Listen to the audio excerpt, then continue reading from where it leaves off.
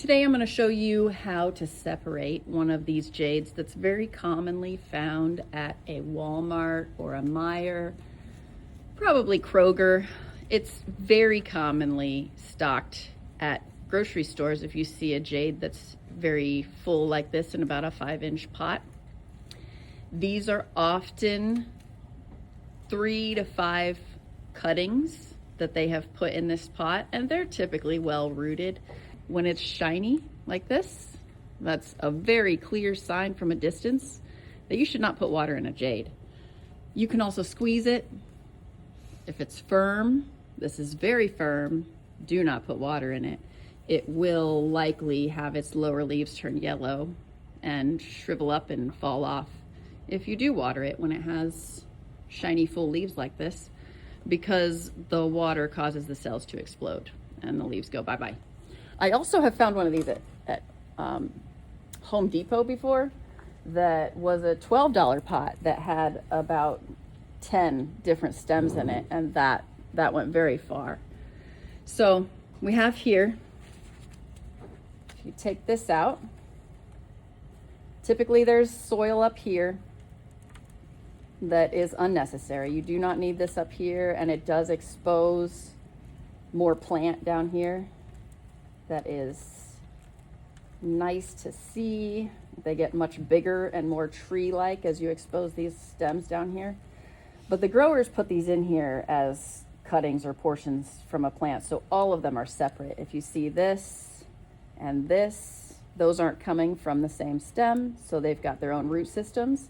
Very easy to separate. Okay. I like to try and get some of the soil out of the center here because the roots seem to be, they don't fill this center area that much. Then I shake off as much around the outside and loosen it up as I can. I don't want to break up the root system because it's big and it's rich and it's useful. But at the same time, I could chop this jade off right here while it's full of water and leave it on my counter, and it would grow roots and it would be healthy and wonderful. So the fact that it has roots is just skipping over that waiting to grow roots phase. So if you get it to about here and they start to get a little floppy, you can just kind of shake them until you get these to come out here. So you see, those are nice roots. So I will take these, oh, I lost a leaf, and this will grow babies off of it. Oh, you know what? I believe it was already off because there's a baby starting on it already. Just that little corner up there. So we'll just save that and see what happens. You don't want to put it in too big of a cup.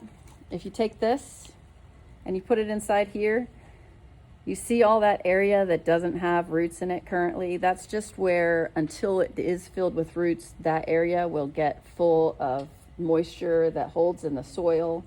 The reason why these growers, cocoa, coir, peat moss sort of mixtures work is because they're full of roots and the roots help dry out the soil. But here you don't want that much soil around it. So it's very quick to plant if you put it about like this, and then you take this root ball and you fit it in there. You'd probably be putting it into a planter, but if you are planting it in its own individual pot, try to keep it no bigger than this. And if you want to put it in a bigger pot, then just put this amount of soil in the pot and surround that soil with lava rocks and pea gravel. So you create like a little pocket for that if you're planting it in there. So this is ready to put on the shelf to be someone's fairy garden tree, perfectly sized next to their house. So that is a great way to make multiple plants.